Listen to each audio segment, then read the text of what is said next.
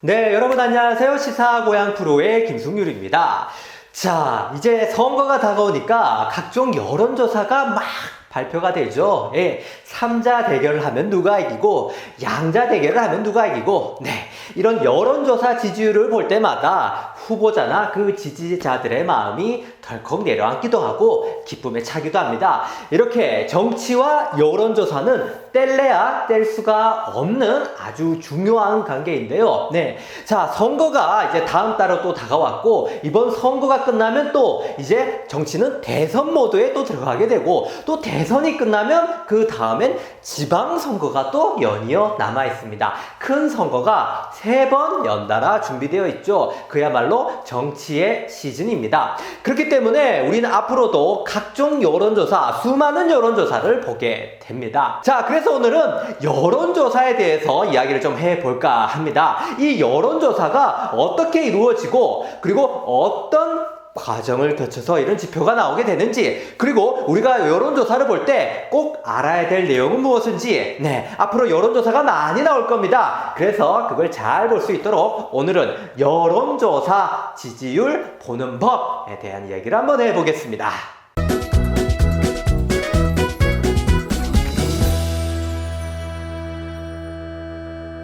자, 여론조사를 구성하는 내용 중에 중요한 게 여러 가지 있지만 오늘은 딱 3가지만 짚어보겠습니다. 이 3가지만 짚으면 여론조사가 어떤 식으로 구성이 되어 있는지 쉽게 알 수가 있습니다. 자, 첫 번째는 조사 방법이 있고요. 두 번째는 표본 오차, 그리고 세 번째는 응답률에 관한 내용입니다. 이 3가지를 짚어보면 여론조사가 어떤 내용으로 구성되어 있는지 쉽게 알 수가 있습니다. 자, 첫 번째는 조사 방법에 대해서 한번 이야기해 보겠습니다.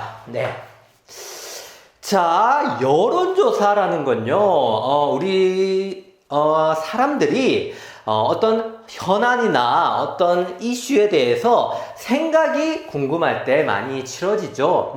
근데 국민 전체를 대상으로 그 내용을 알기는 어렵습니다. 국민 전체 모두 모아서 일일이 어떻게 생각하는지 물어볼 수가 없죠. 현실적으로 불가능합니다. 그렇기 때문에 우리는 여론조사라는 걸 통해서 국민들의 마음을 읽어보는 겁니다. 자, 그 비유를 들자면 여론조사라는 일종의 큰 솥에 국을, 찌개를 끓여놓고 이 맛이 뭔지, 지금 간이 얼마나 잘 됐는지 맛을 보는 거하고 똑같습니다. 그러니까 한 솥에 큰 찌개를 끓여놓고 간이 맞나 안 맞나 볼 때 한 숟갈 떠서 이렇게 먹어보죠. 한 접시, 한 국을 그대로 떠서 간을 보지는 않습니다. 그죠? 이 한 스푼의 맛을 보고도 이 전체의 맛이 어떤가를 추정을 해보는 거죠. 그죠? 여론조사도 마찬가지입니다. 전체적으로 국민 모두에게 물어볼 수 없기 때문에 국민들을 일부 뽑아서 물어보는 거다. 그것이 바로 여론조사입니다. 자, 그러면 이 일부를 뽑을 때 일부를 잘 뽑아야 되는 게 여론조사의 생명입니다. 그러니까 국을 끓여놓고 간장을 붓자마자 젓지도 않고 바로 맛을 보면은 그 짠맛만 느껴지기 때문에 전체적인 간을 느낄 수가 없죠. 그렇기 때문에 잘 섞고 잘 저은 다음에 맛을 봐야 됩니다. 그러려면 여론조사도 그 표본을 잘 뽑아야 되는데요. 조사 방법이 그래서 중요합니다. 자, 이 표본을 어떻게 뽑아서 여론조사를 할까? 이 내용인데요. 한번 살펴보겠습니다. 자, 첫 번째, 조사 방법. 자, 여론조사를 조사하는 방법에는요, 물어보는 수단으로 해서 2가지 방법이 있고, 또 물어보는 방법에서 2가지가 또 있습니다. 그러니까 양쪽 2가지를 해서 총 4가지 방식이 나올 수가 있는데요. 구체적으로 한번 살펴보겠습니다. 자, 우리가 현대 여론조사에서 가장 많이 쓰는 방식은 아무래도 전화를 통해서 물어보는 겁니다. 네, 일일이 직접 만나서 할 수는 없겠죠. 그렇지만 지금처럼 전화가 생활의 필수품이 되기 전까지는 이런 여론조사를 할 때 직접 찾아가서 물어보기도 했었다고 합니다. 수십 년 전에는요. 네, 그렇지만 지금은 그렇게 할 필요가 없기 때문에 전화를 통해서 그 의사를 물어봅니다. 자, 그럼 전화에는 어떤 종류가 있을까요? 네, 전화에는요, 유선 전화가 있고요. 그리고 네, 무선 전화가 있습니다. 네, 뭐 쉽게 말해 유선 전화는 집 전화고요. 무선 전화는 우리가 늘 가지고 다니는 휴대폰을 말합니다. 네, 집으로 전화 거는 건 유선 전화 방식, 휴대폰으로 거는 건 무선 전화 방식입니다. 네, 물어보는 수단으로는 두 가지가 있고요. 그리고 물어보는 방법에도 역시 두 가지가 있다고 했죠. 네, 그건 바로 하나는 ARS 방식이 있고요. 두 번째는 전화 면접이 있습니다. 네. 자, ARS는 사람이 하는 게 아니고 전화를 받으면 기계음이 나와서 당신의 생각은 어떻습니까? 라고 이렇게 녹음된 목소리가 나오는 게 ARS 방식입니다.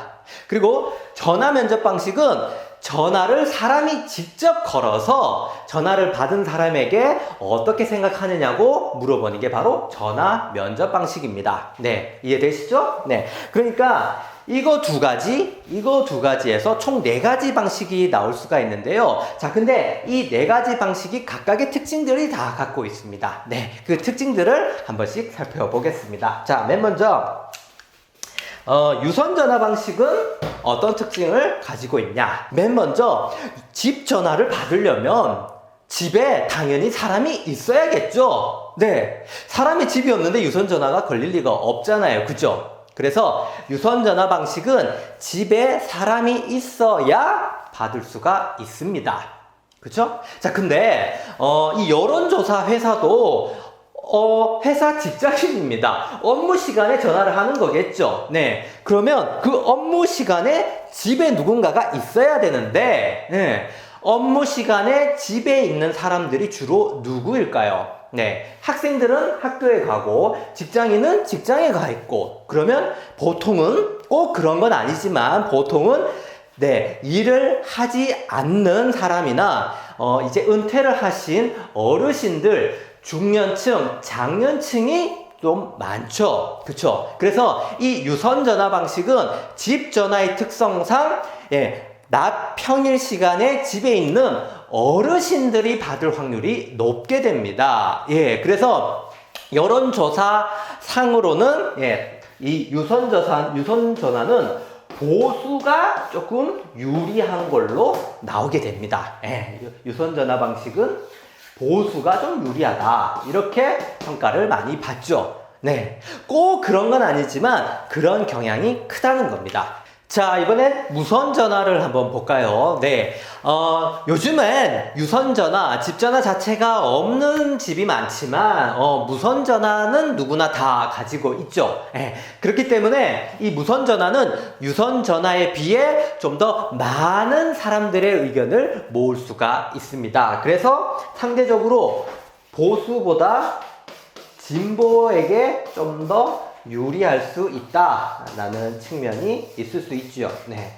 유선 전화는 요새 집집마다 전화가 없는데도 많잖아요. 그죠? 그리고 뭐 청년 가구, 신혼집 이런 데는 아예 집 전화가 들어놓지도 않습니다. 그죠? 그러다 보니까 유선 전화가 있는 집은 보통 오래 산 집일수록 그럴 확률이 높은데, 그러다 보면 아무래도 보수 성향이 더 많이 들어갈 수 있고, 반면에 무선 전화는 그냥 일반 모든 사람들에게 다 접근이 가능하니까 그에 반면 진보에게 조금 더 유리할 수 있다, 이렇게 정리해 볼 수 있겠습니다. 자, 그리고 물어보는 방식에는 ARS와 전화 면접, 이 두 가지가 있습니다. 자,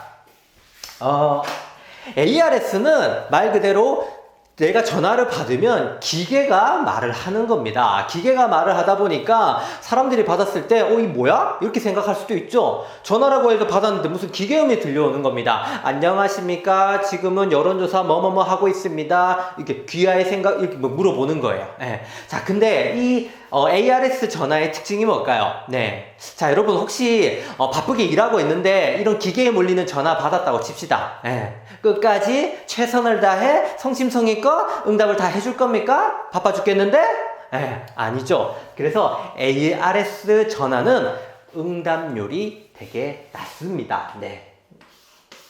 응답률이 낮은 게 특징입니다. 예, 사람들이 받자마자 끊어버리는 거죠. 예, 야, 지금 바빠 죽겠는데 무슨 뭐 이런 전화를 오고 있어 하면서, 예, 끊어버리는 거예요. 기계니까 사실 그렇게 끊어도 양심의 가책도 안 느껴집니다. 그죠? 예. 자, 그에 반면 응답률은 낮지만 정말로 내가 이 여론조사에 관심이 있거나, 내가 지지하고 싶은 뭔가가 있을 때는 열성적으로 참여하게 된다는 특징이 또 있습니다. 그러니까 기계음인데도 불구하고 끝까지 나의 생각을 다 관철시키기 위해서 여론조사에 참여했다. 그것은 아무래도 더 열성적인 지지층이 그렇게 할 확률이 더 높죠. 그죠? 그렇기 때문에 이 ARS에 들어오는 것은 응답률은 낮지만 좀 더 솔직하게 대답할 확률이 높다는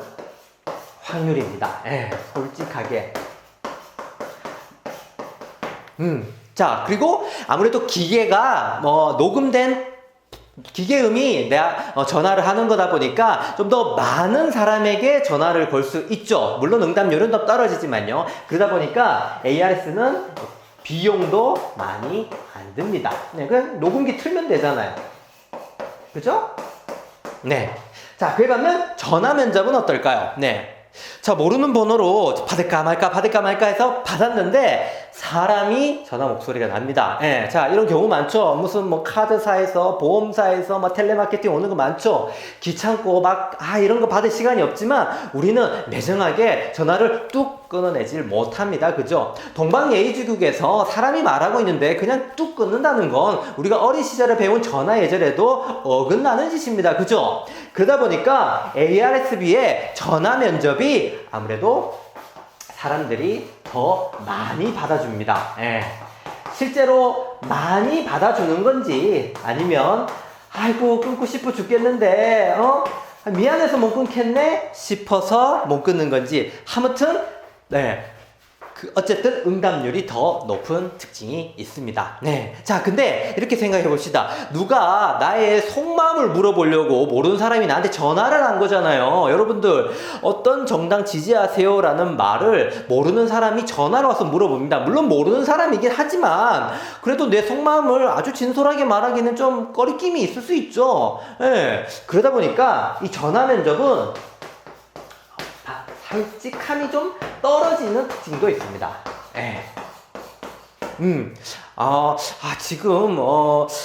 지금 이 사안에서 이쪽 편 들면은 보통 사람들이 좀 이상하게 생각하던데 라는 사안이 있으면 그걸 솔직하게 그 사람에게 직접 말하기가 좀 꺼려진다는 거죠. 그럴 수 있겠죠? 아무래도.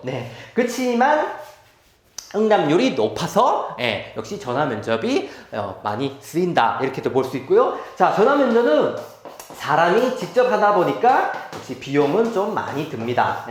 사람이 일일이 전화를 해야 되고 또 전화하면서 사람끼리 하는 대화가 있다 보니까 아무래도 전화가 길어지면 길어질수록 비용이 더 많이 늘어나고요. 그 전화를 하는 여론조사원도 피곤해지고요. 힘들어지고요. 그러다 보니까 비용이 많이 들어서 ARS에 비해서는 많은 사람들에게 이 내용을 물어보기가 어렵다는 특징이 있습니다.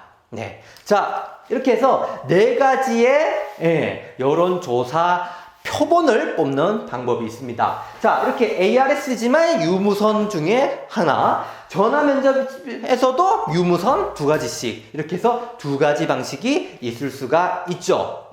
자, 이 4가지 방식을 골고루 사용하기도 하고 이 중에 몇 개만 사용하기도 하고 이렇게 해서 저런 표본을 뽑아냅니다. 지금 핵심 이슈 중에 하나가 안철수 후보하고 오세훈 후보하고 야권 단일화가 굉장히 이슈죠.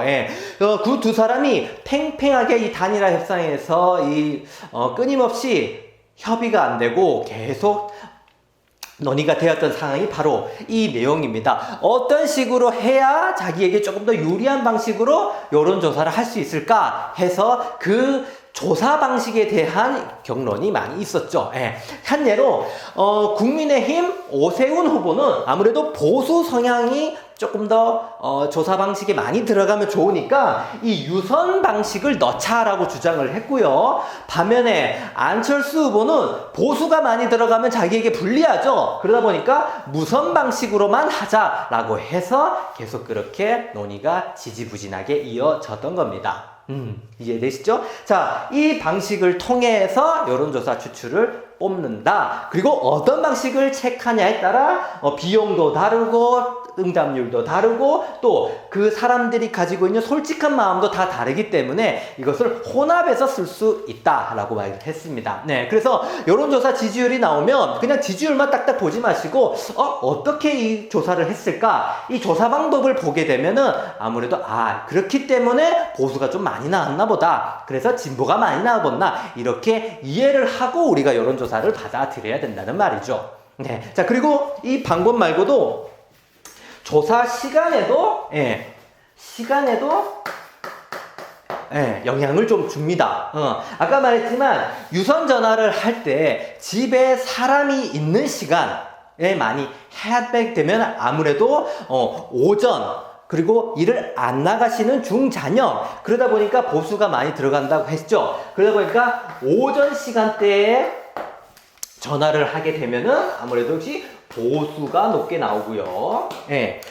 반면에 저녁 시간에 하게 되면은 이제는 진보가 더 높게 나오는 경향이 또 있습니다. 예. 왜냐하면 저녁에는 이제 사람들이 퇴근을 하고 집에 돌아왔기 때문에 좀 더 많은 층이 아무래도 여론조사에 참여할 수 있기 때문이죠. 네. 자, 그리고 이렇게 사람을 뽑았으면 이제 직접 물어봐야 됩니다. 어떻게 생각하는지 전화 받으신 선생님의 의견을 물어봐야 되는데 이걸 또 어떻게 물어보느냐에 따라 여론조사가 굉장히 많이 영향을 미칩니다. 자, 어떤 게 있을 수 있을까요? 바로 문항수도 있을 수 있죠. 네. 문항수. 자, 이게 무슨 말이냐면요. 자, 예를 들어 볼게요. 자, 선생님, 짜장면, 짬뽕 중에 뭘 좋아하십니까? 라고 물었습니다. 그럼 사람들이 이 질문을 받았을 때 짜장면, 짬뽕 중에 좋아하는 걸 하나 고르겠죠?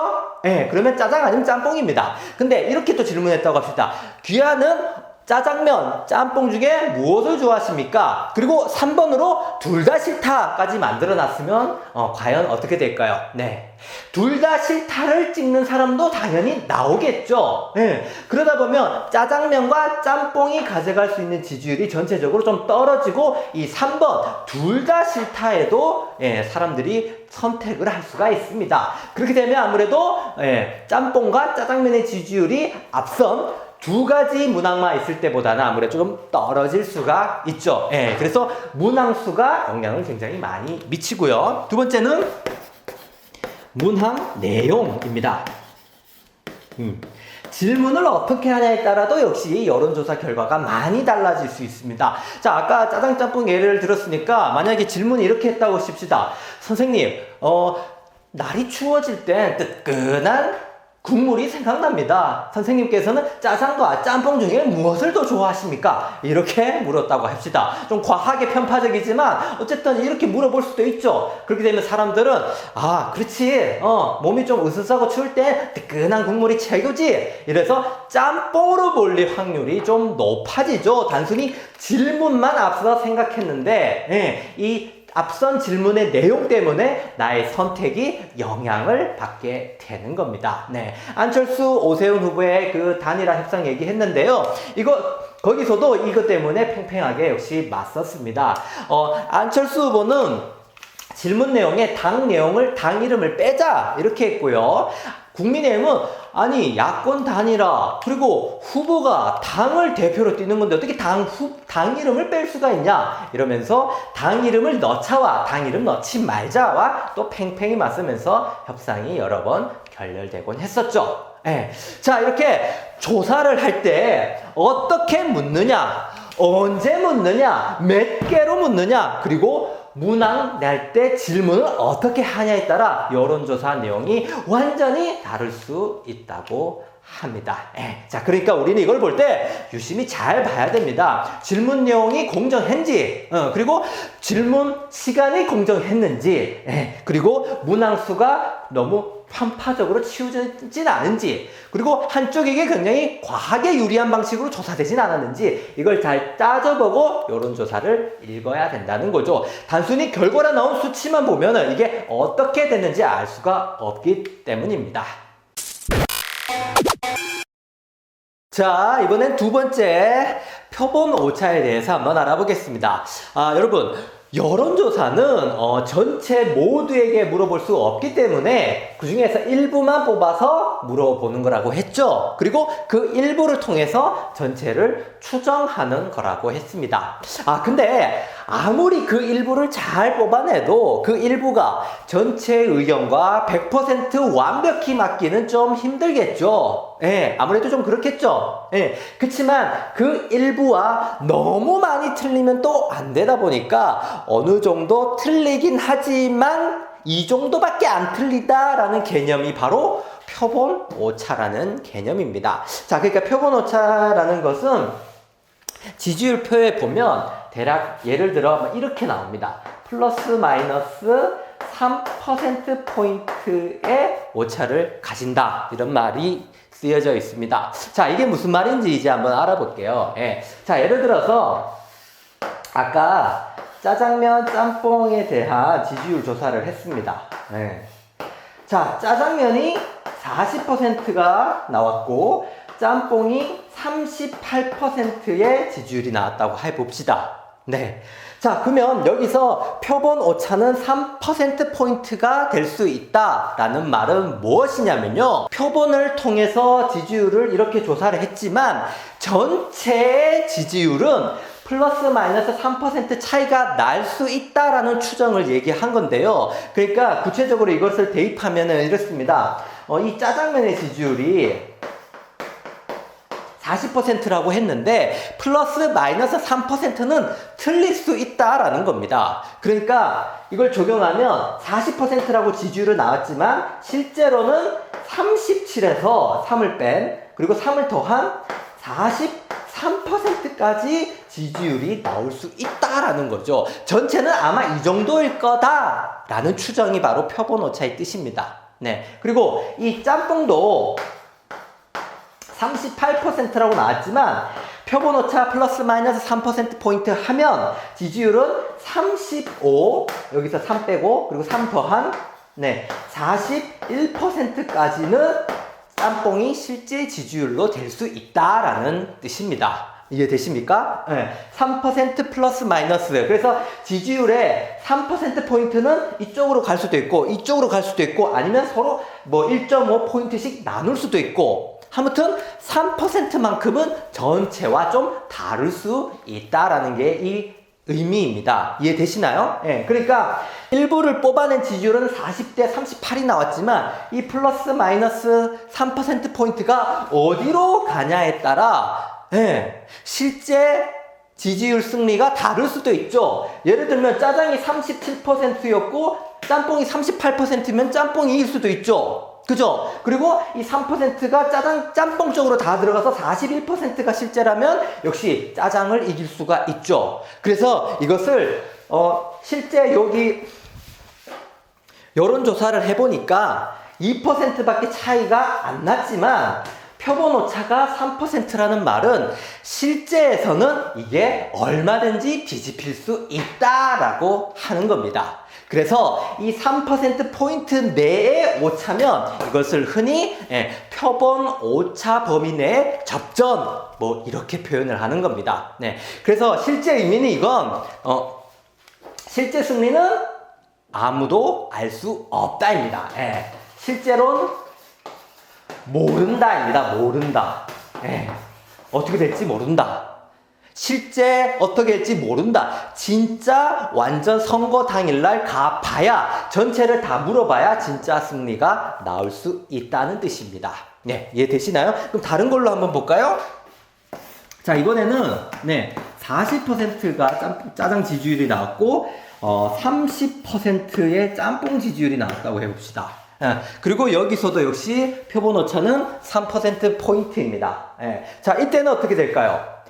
플러스 마이너스 3을 어떤 식으로 다 해도 짬뽕이 40을 넘을 수는 없습니다. 그죠?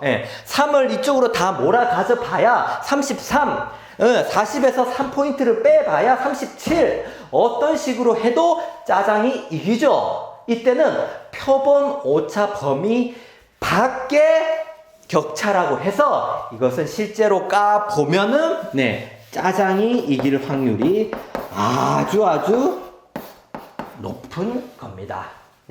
이해되시나요? 그러니까 표본 오차가 얼마가 나왔는지는 굉장히 중요합니다. 실제 지지율이 어떻게 나오는지를 영향을 줄 수 있기 때문이죠.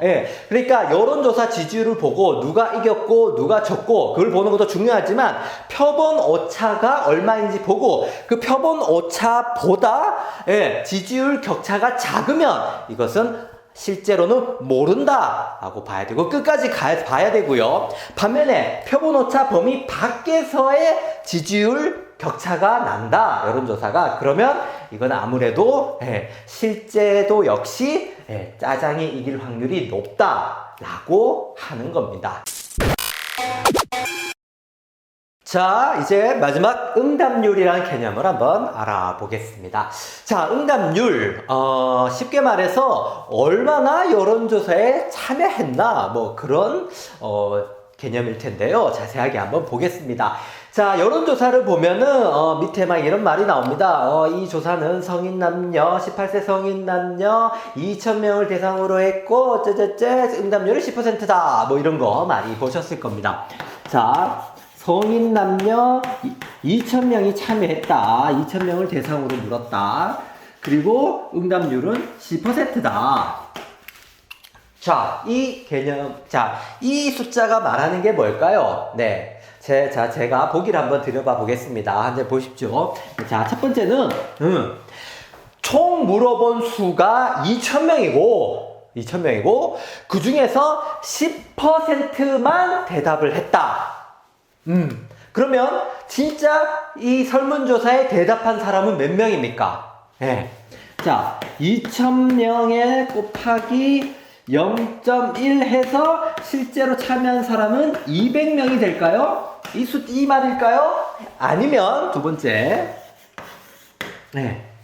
몇 명에게 여론조사를 막 물어봤는데 그 중에서 딱 10%만 대답을 해줬다. 그 10%가 보니까 2,000명이더라. 라는 말일까요? 어떤 말일까요?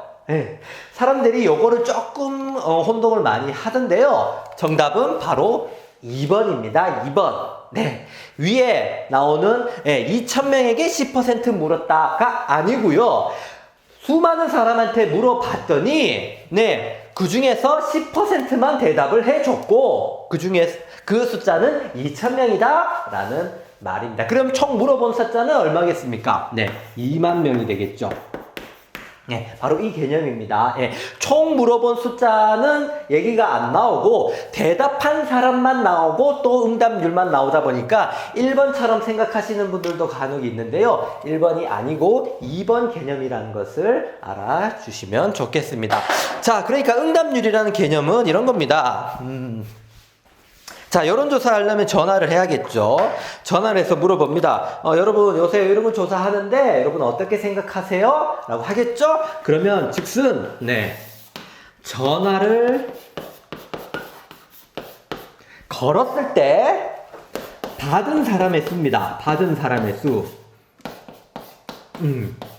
그냥 다이얼만 울리고, 받지 않은 사람은 포함이 안 됩니다. 전화를 걸었더니 여보세요 하고 받은 사람만 이제 밑에 들어가고요. 그 중에서 끝까지 응답을 다 한 사람 한 사람이 바로 응답률에 들어가는 사람입니다. 이해되시나요? 자, 그러면 전화 받은 사람 중에는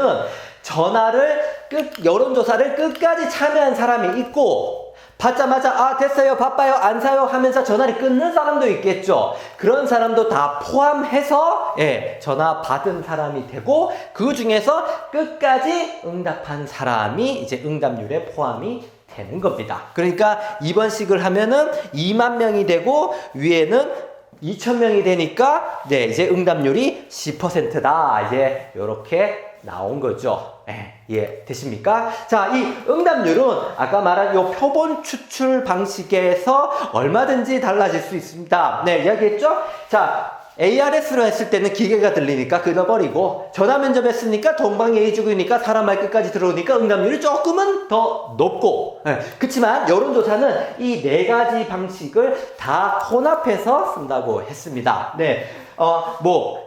여론조사 할 때 ARS 몇 프로, 전화면접 몇 프로, 그 중에서도 ARS 중에서도 여론조사, 유선전화, 무선전화 몇 프로, 이것도 몇 프로. 그러다 보니까 이 응답률이 이 조사 방식에 따라 다 다르게 나오는데요. 그걸 총 혼합해서 응답률 하나짜리로 이렇게 내는 겁니다. 자, 이렇게 여론조사 읽는 법을 세 가지로 정리해서 알아봤습니다. 자, 일단 조사 방법이 이렇게 있다. 그리고 그 조사를 하더라도 실제와는 어느 정도 차이가 좀 생긴다. 그게 얼마나 차이가 나냐? 그게 표본 오차다. 그리고 우리가 이 여론조사를 만들기 위해서 이렇게 수많은 사람들에게 물어봤습니다가 바로 응답률입니다. 자, 똑같습니다. 만약에 우리가 스포츠 경기 바빠서 총 경기를 못 봤어요. 그러면 결과만 딱 볼 수 있죠. 내가 좋아하는 팀이 2대1로 이겼구나. 근데 그 2대1로 이겼다는 결과뿐만 아니라 경기 내용도 하이라이트로 보고 싶죠. 골은 어떻게 넣었는지, 단독 드리블로 넣었는지 아니면 프리킥으로 넣었는지 궁금하죠. 마찬가지입니다. 결과가 지지율 여론조사 숫자라면 그 안에 그게 나오기까지의 과정과 내용이 바로 오늘 배운 이 세 가지입니다. 이 세 가지까지 볼 줄 알아야 여론조사의 참재미를 느낄 수 있다. 도움 되셨기를 바라겠고요. 제가 준비한 소식은 모두 여기까지고 저는 다음 영상에서 또 뵙겠습니다. 끝까지 봐주셔서 고맙습니다.